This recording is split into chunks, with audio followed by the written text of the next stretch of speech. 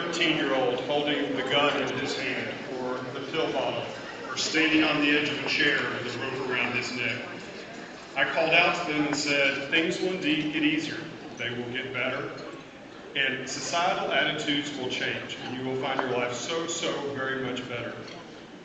I would like to say that through the work of GLAAD and responsible journalists like Lawrence O'Donnell, I think societal attitudes have changed even in the last 6 months.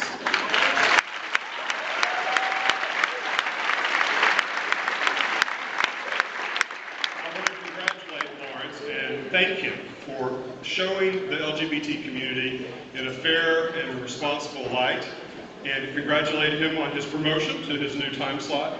I also want to thank the GLAAD staff. When I made those comments, I thought I was just talking to people in Fort Worth, Texas. I had no idea how much I was going to blow up my life. And in the days following, I did interviews all over the country, both in New York and Los Angeles.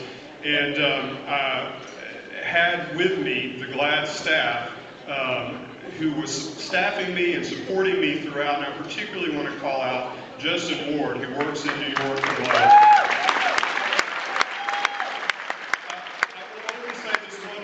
Thing about my very long 3 days working with Justin, and it is seared in my memory when he said, quote, honey, honey, honey, it is just Matt Lauer, breathe.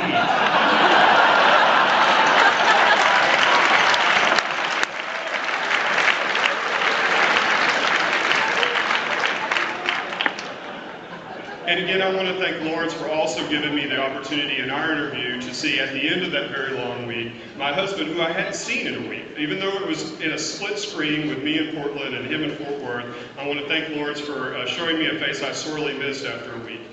As I mentioned, things do get better, but for a lot of teens, they are not at that place that they recognize that. Every day in America, 19 Americans put that gun to their head successfully, or take those pills, or step off that chair with the rope around their neck.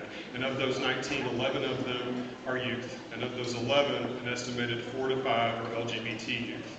And of those, many of them take their lives, and this is every day, take their lives after years of bullying that is not met with any kind of support, and they feel like they're at the end.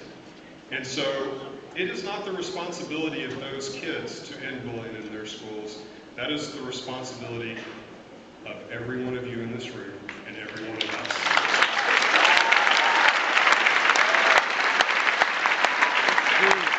Congratulations again to Lawrence O'Donnell. Thank you very much. Life does get easier, life does get better, and thank you very much.